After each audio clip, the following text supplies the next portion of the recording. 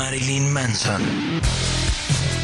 El autoproclamado Antichrist Superstar. Sus mejores videos. Y una conversación con Claudio. Carnales de Telehit, ¿cómo están? Estamos en uno de los especiales más, un especial de lujo. Nos encontramos con uno de los artistas más interesantes y polémicos dentro de la última década, Marilyn Manson. Thank you very much for attending this interview. Thank you.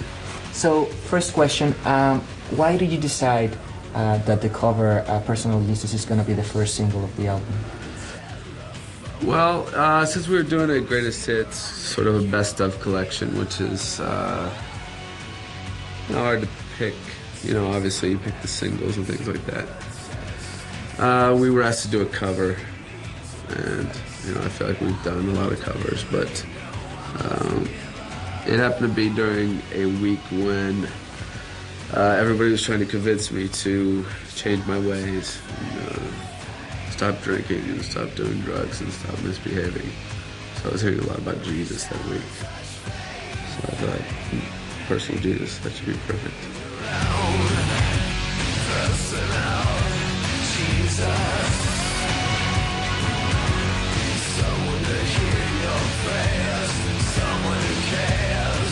And I really believe that everybody has his own personal Jesus.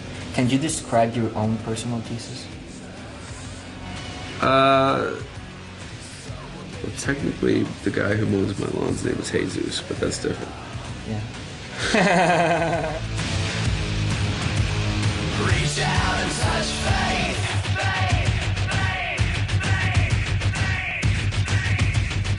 For me, religion, spirituality is really about art. If you create something, to me, that's spiritual. And when that, the original song was released, you were like a teenager, right? Kind of. I'm not sure. Yeah, I was, you know, maybe 20 years old.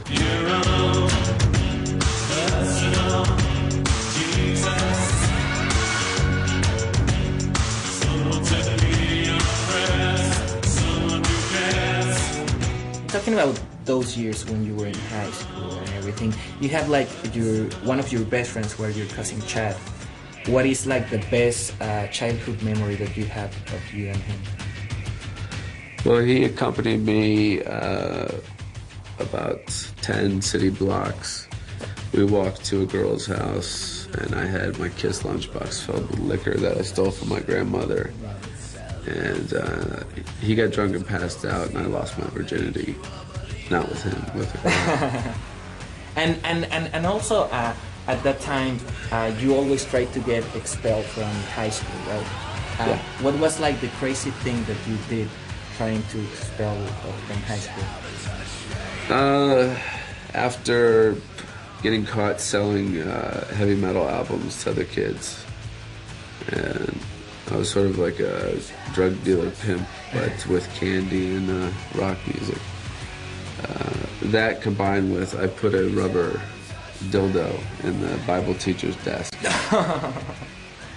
And it wasn't the same one she usually had, so better man just took some of the office, and that was it. And also you were like a big Mad Magazine fan, right? Yeah, I tried to make my own magazine. If you could have like the opportunity, let's imagine, to meet face to face the character of Matt, the little boy with red hair, what would you tell him? That's how I looked when I was a kid, so I'd probably think it was me growing up. Because I had freckles and kind of reddish hair, so it's hard to say. I can't remember Mad Magazine so much anymore. Although I was quite honored about 2 years ago. On the back of the magazine, they have that fold together thing. They had one of me. Oh, really? Yeah, so that was kind of and also at came that full circle. At that time, you did your own magazine, the Stupid Magazine, right? Yeah. And it was about. It was just stupid. But at that time, can you describe a little bit how was your bedroom when you were a teenager? I had a lot of heavy metal posters, you know, I was really into music. Music was the only thing that I could really escape to. I didn't have a lot of friends. Eventually, once I got my driver's license, I convinced a few girls to, you know, help me lose my virginity, but that was about it. Babble, babble, bitch, bitch, rebel, rebel, party, party, sex, sex, sex, and don't forget the violence, blah, blah, blah. Got your lovey-dovey, sad and lonely, stupid, stupid slogan, and everybody sing along. Would you like to become a dad, to have kids sometime? Maybe sometime. I have cats. That's a big responsibility as it is. And I like kids,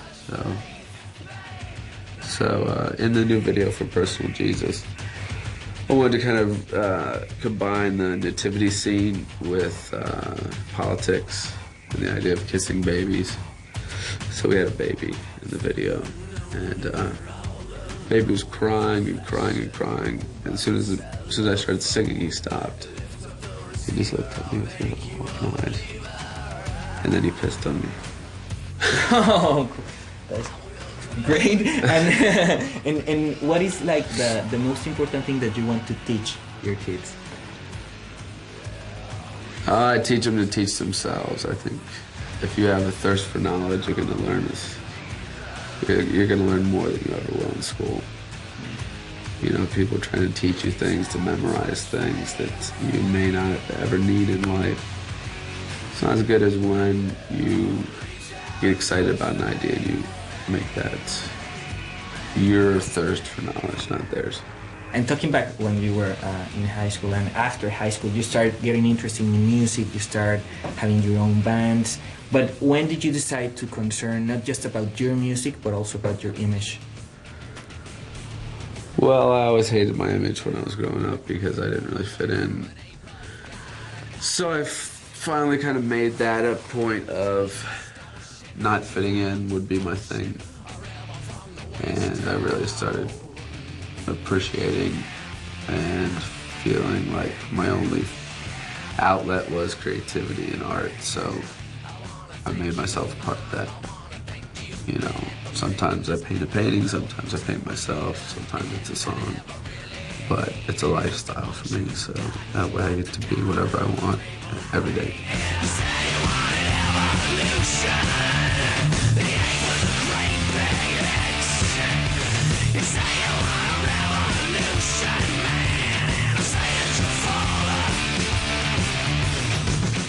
And then you meet Trent Reznor. What challenge did you experience working with him? It's different, you know. I don't think he and I are very similar in what we want to do in life. I think he's sometimes is held back by his fear of success. I think he could be more successful if he wasn't afraid, because, you know, the stakes get higher. I think a lot of times he gets bitter, and that's where a lot of times we've had falling outs, and he has with other artists like Billy Corgan and things like that. But I think I learned from him most how to not go about doing a record. When we did a record, the result was great, but I would never do it that way again. You know, I think it took